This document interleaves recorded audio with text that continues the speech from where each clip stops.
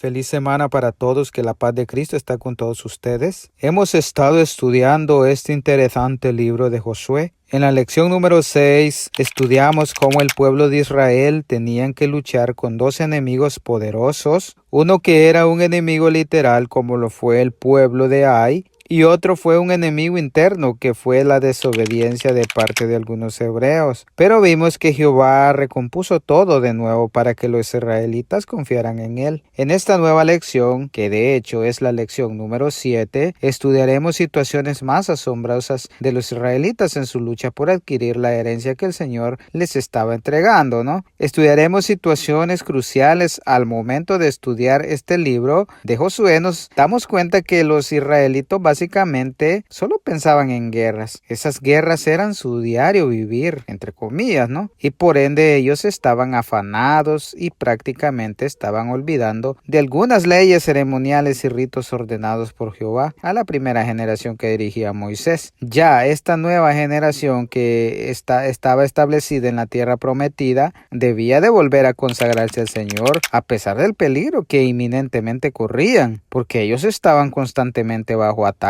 Y por eso esta lección se titula Lealtad, Suprema Adoración en medio de la guerra. Hoy en día vivimos en afanes, estamos en un mundo donde la tecnología se apodera aún más de nuestro tiempo y nos hace olvidarnos del Señor, nos hace no dedicarle un mejor tiempo de calidad al Señor. Y esta lección nos ayudará a reflexionar que a pesar de los afanes de esta vida, debemos de tomar tiempo para el Señor. A pesar de los ataques del enemigo, no debemos bajar la guardia. Así que disfruten esta lección y que les sea de mucha ayuda.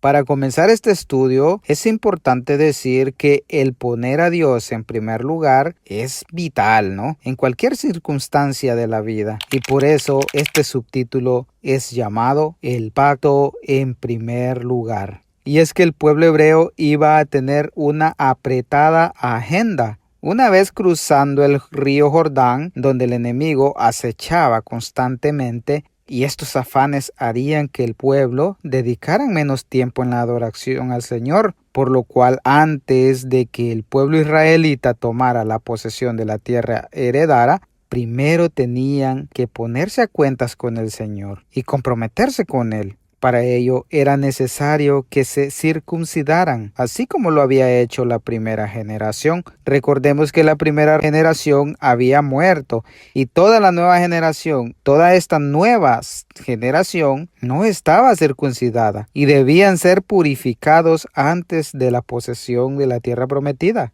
Voy a leer Josué capítulo 5, versículo 5. Dice así: Pues todos los del pueblo que habían salido estaban circuncidados, mas todo el pueblo que había nacido en el desierto por el camino, después que hubieran salido de Egipto, no estaba circuncidado. Y es que este pacto no solo era un acto de obediencia, sino que también ellos debían mostrar gratitud por lo que el Señor hizo por ellos en liberarlos de la esclavitud, ¿no? Este acto, por muy doloroso que fuera, le daba la seguridad al pueblo de Israel que estaría con ellos. Y es que en esos momentos, en ese momento de la historia de la humanidad, era necesario porque el Señor tenía a su pueblo escogido, ¿no? Y debían seguir todas las leyes impartidas para ellos. En el libro de los Gálatas vemos la lucha que tuvo el apóstol Pablo contra los legalistas, que querían que el pueblo gentil se circuncidara también. Todos aquellos gentiles convertidos querían ellos que también se circuncidaran. Sin embargo, con la venida del Señor y su muerte, nosotros los gentiles ya no necesitamos la circuncisión, ¿no? Los israelitas estaban en plena guerra y en lugar de prepararse militarmente, ellos decidieron cambiar el curso y ocuparse mejor en hacer los preparativos para proceder con el acto de circuncisión. Y con esto, ellos estaban indefensos terrenalmente hablando. Estaban expuestos a ataques, estaban realmente vulnerables por 3 días hasta que sanaran. Y como repito, ellos lo hicieron para tener una mejor relación con el Señor, porque realmente todas las batallas quien las ganaba era el Señor, ¿no? Muchas veces los afanes de este mundo nos hacen alejarnos de Dios, y uno de los principales afanes que nosotros tenemos es el trabajo. Hoy en día el ser humano experimenta altos porcentajes de ansiedad debido al trabajo, donde incluso muchos trabajan hasta en tiempo libre. Y trabajar no es malo. Dice la Escritura que el que no trabaja, que tampoco coma, ¿no? El problema aquí es que es pasarse de la tolerancia, pasarse del límite, y esto puede alejarnos del Señor. En fin, hay tantas cosas por hacer, pero necesitamos ordenarlas por orden de prioridad. Y la prioridad número 1 tiene que ser la relación con nuestro Señor Jesucristo.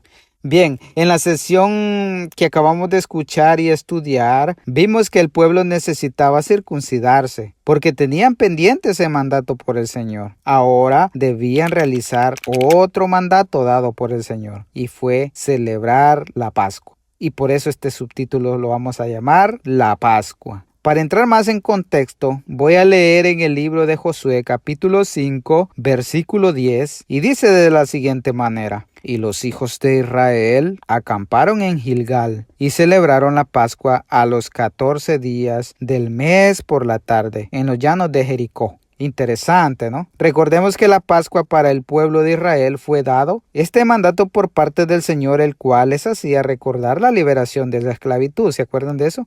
Porque ellos fueron esclavos por parte de los egipcios por más de 400 años. Pero aparte de este recordatorio, también señalaba que mucho después un nuevo cordero iba a ser inmolado. ¿Para qué? Para salvar a todo el pecador, y ese cordero es Cristo Jesús y Señor nuestro. Los israelitas tenían instrucciones que cada 14 días de cada mes celebrarían esta ceremonia. Si nos vamos más atrás en la Escritura, vemos que en el libro del Éxodo capítulo 12, versículo 6, se dan estas instrucciones. Lo voy a leer y dice así: Y los guardaréis hasta el día 14 de este mes, y lo inmolará toda la congregación del pueblo de Israel entre las 2 tardes. Vemos cómo el Señor tenía sus tiempos. La Pascua debería seguirse según los mandatos por el Señor, no como los hebreos lo decidieran, porque el Señor es de orden y no de desorden. Ahora bien, Josué toma la decisión de parar todo, con respecto a la guerra, claro,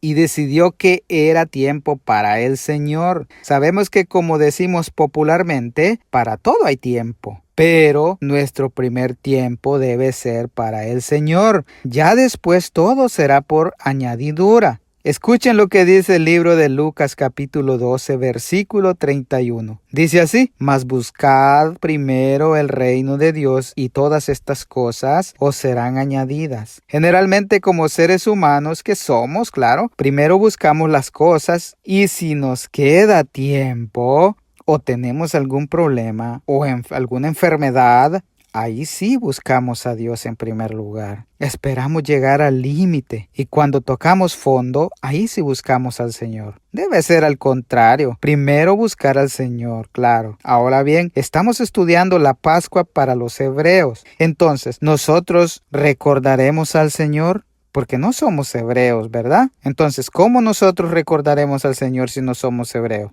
Entre comillas, ¿no? Pero si nosotros podemos recordar al Señor, claro que podemos recordarlo a Él. ¿Y qué dejó? Dejó la cena del Señor como señal que Él se ofreció en sacrificio por todos. Jesús transformó la Pascua en un memorial de su muerte para eximirnos del pecado. Entonces, ¿por qué es tan importante celebrar la cena del Señor? Esto nos recuerda todo el sacrificio de aquel Cordero de Dios que quita los pecados del mundo, y que gracias a Él podemos respirar. Los israelitas, para recordar la liberación de la esclavitud de Egipto, celebran la Pascua inmolando un cordero literalmente. Nosotros los gentiles, para recordar la liberación de la esclavitud del pecado, celebramos la cena del Señor, y que un cordero, o el cordero que es Cristo Jesús, se sacrificó por toda la humanidad.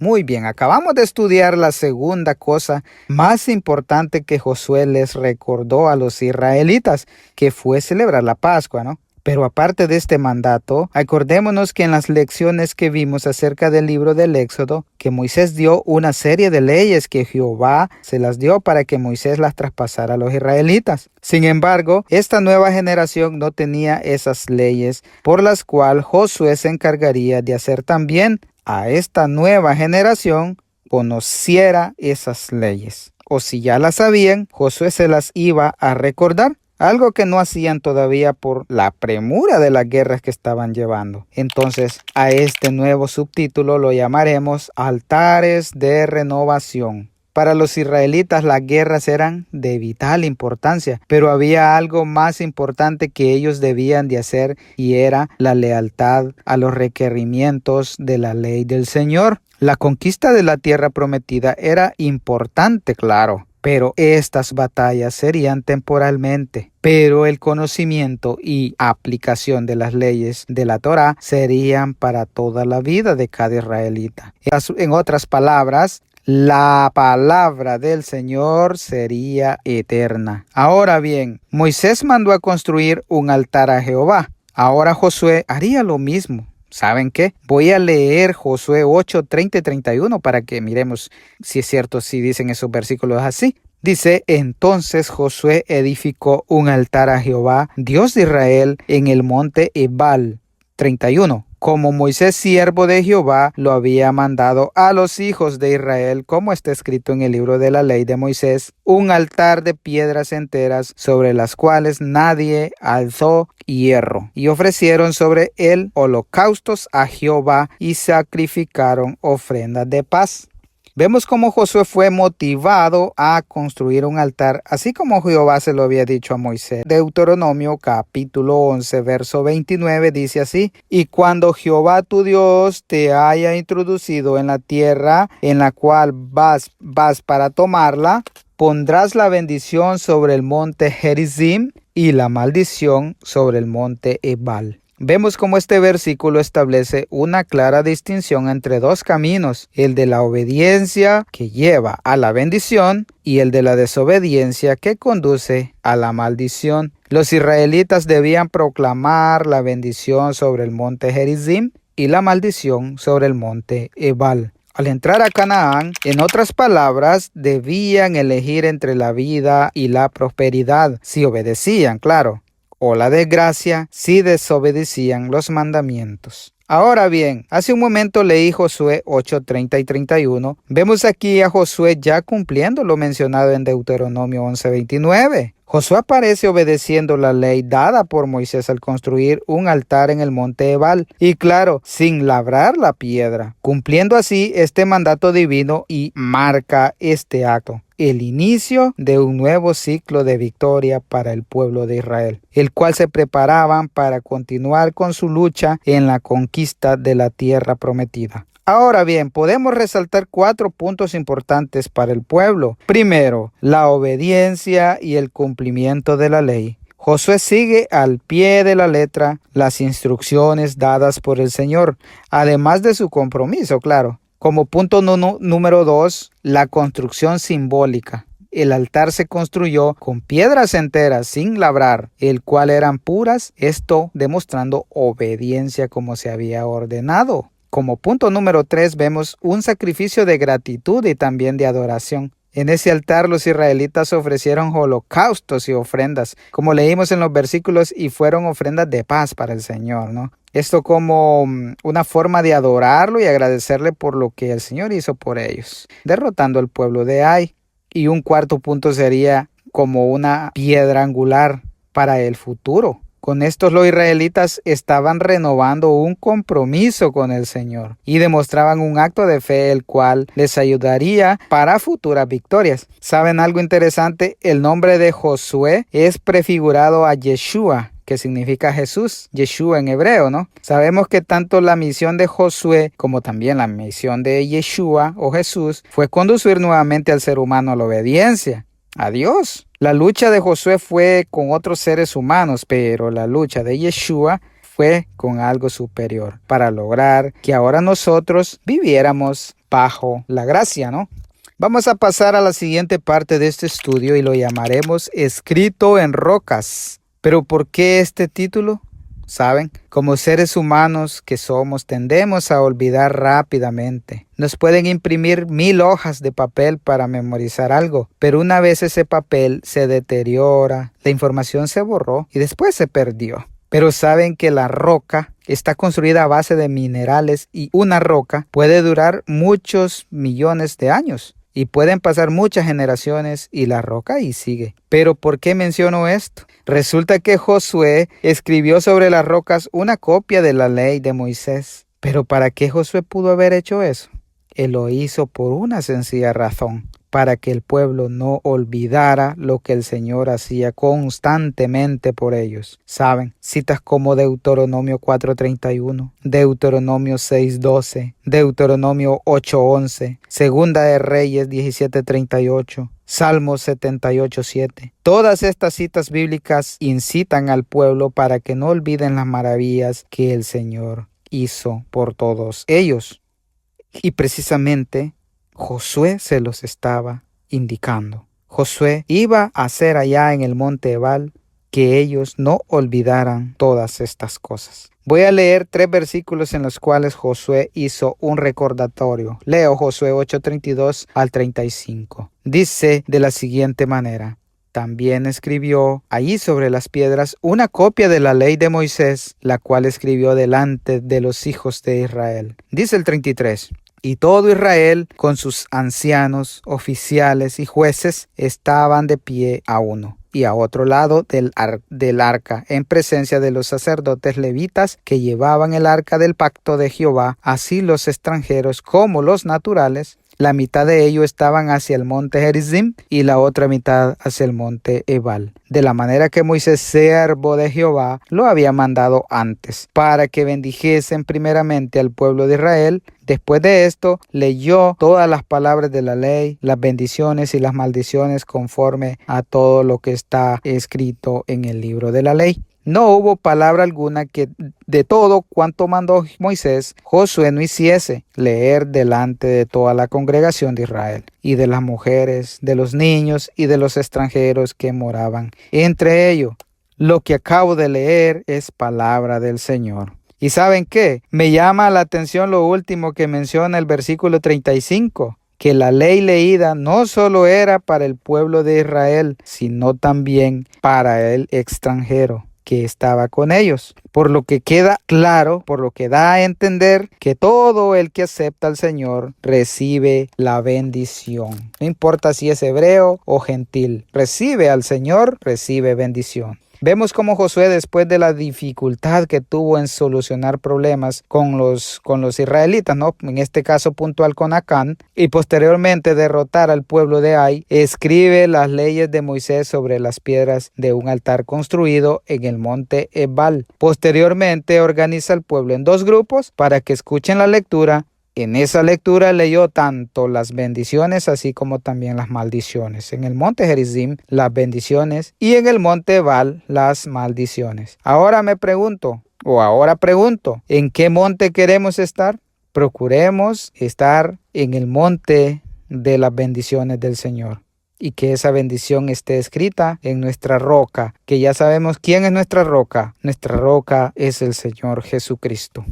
Muy bien, ahora pasaremos a nuestra última parte de este estudio acerca de la vida de Josué y los israelitas. Y este subtema se llama Anhelando su presencia. Para comenzar este subtítulo voy a leer qué nos menciona Josué 18, verso 1 y 2. Leo entonces. Toda la congregación de los hijos de Israel se reunió en Silo y erigieron allí el tabernáculo de reunión después que la tierra les fue sometida. Pero habían quedado de los hijos de Israel 7 tribus a las cuales aún no habían repartido su posición.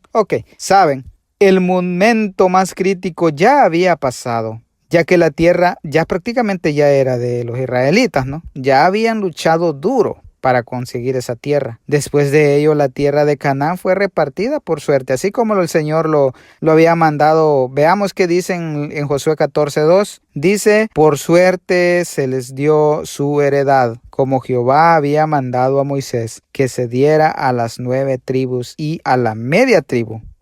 Se repartió la tierra a la tribu de Judá. Tuvieron sus luchas, luego el territorio de Efraín y Manasés, y luego era tiempo de darles el territorio a las demás tribus. Y es aquí donde nosotros nos vamos a centrar en esta parte del estudio. Primero, se reparte la tierra a las tribus más grandes que se ubicaron, al oeste del Jordán, y también a la media tribu de Manasés. Ahora era tiempo de repartirles al resto de las tribus más pequeñas. Para ello, toda la asamblea de los hijos de Israel se reúnen en la región de Silo. Como mencioné antes, una vez ellos ya tenían el control de Canaán, en ese lugar levantaron el santuario de la reunión, así como lo ordenó Moisés antes. Vemos como Josué siempre ponía a Dios primeramente. El culto al Señor era lo primordial, incluso por encima de la conquista y repartición de la tierra. Con la existencia del santuario, el pueblo sentiría más cerca de ellos la presencia del Señor, y esto los obligaría a mantenerse fieles al pacto. Vemos cómo Josué hizo todo lo que el Moisés hizo también con la primera generación,